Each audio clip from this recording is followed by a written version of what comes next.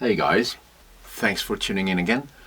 A friend of mine has asked me to do a series of videos on mastering and what I do to clean up a mix and stuff. And so this is what this video and the next ones are going to deal with. I see a lot of people talking about mastering and offering mastering services, and I feel like a lot of people kind of like punch above their weight, because mastering is a very specific process that needs a very specific set of skills, years of experience, great gear, a tuned room, and a lot of things that many producers with a home studio, me included, do not have. So my advice is to always use someone you trust and that's got the room, the gear, the ears, and the experience to deal with your music in the best way and charge the right amount of money. This is not to say that people who don't have all of these facilities cannot do a good job, but always ask for proof of work, always ask for a test mastering job, always ask for some kind of proof that they can do a good job for you and give you value for your money. The purpose of this series of videos is to give you kind of like an insight on how I do my polishing jobs on my mixes when I cannot afford or I don't have the time to use another mastering engineer. And this is all to be taken as my personal opinion. You will find many people who disagree with me. This is the internet.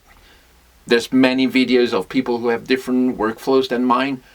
Just have a look around and decide for yourself. If you can, always try and use somebody else as a mastering engineer, because when you do it yourself, you're too attached to the sound of the music as it is at the moment.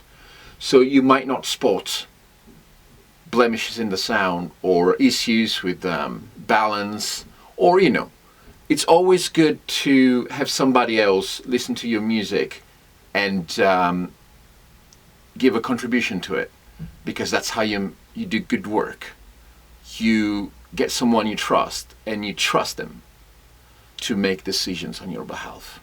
Mastering is the last step in the production of a piece of music after you've mixed it, and the scope of it, the goal of it, is to make the song compatible with as many reproduction systems as possible, like from small phone speakers to massive hi-fi and club systems.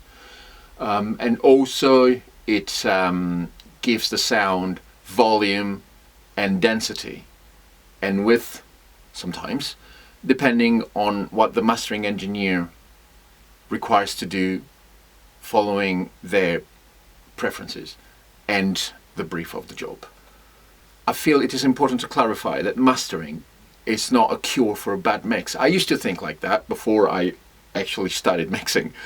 And I would not care about bass balance, I would not care about width, I would not care about stuff. And then my mixes would come out murky, they would come out boomy, they would come out with like a lot of blur in the low frequencies, with not a lot of shine in the high frequencies. And I thought, I'll just send it to mastering, and then they're gonna work the dark arts and make it sound good. And that never really happened, because a mastering process is not there to cure a bad mix. You got to think of the mastering process as the last 5% of a bigger job, and you're in charge of the bigger job, where you make decisions about the balance and the width and the placement on the stereo field and the way a piece of music is going to sound. So let me say this again, this is very important. A mastering process will not make a bad mix sound good. It will make it sound okay. So just spend time on your mix, making it nice and clear and well presented.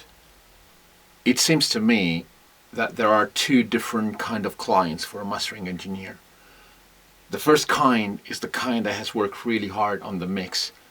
They know their EQs, they know their compressions. They want the process to just augment what's already there and not change the EQ profile or the dynamic profile or the width of the mix, because they have worked really hard on it. On the other side, you have another kind of client which will expect the mastering engineer to make artistic decisions, and they give agency to them to act on the elements of the mix, getting to the point where the sending stems of the different sections of the mix for the mastering engineer to rebalance and compress in a different way. These are two profoundly different jobs that get to the same point in the end, where you have a good sounding, compatible, exciting, polished mix. It doesn't matter which of the two you are. I'm just giving you my impressions because I just want you to make an informed choice. Next time you talk to your mastering engineer, you know who you are, you know what you need, you know what they need to do for you. So I'm about to shoot more videos about my process of mastering my tunes. I would definitely use a mastering engineer instead of doing it myself. I'm giving you my techniques because we're talking about sound, we're talking about EQing, we're talking about just working on sound and learning stuff together. Let me know if you like what you see. Let me know if you like my ideas. Let me know if you have something you want to discuss. Let me know if you think I'm doing the right actions or not. More than anything else, I hope you enjoy all these videos. I hope you have fun. I hope we can be friends. Let's have a conversation.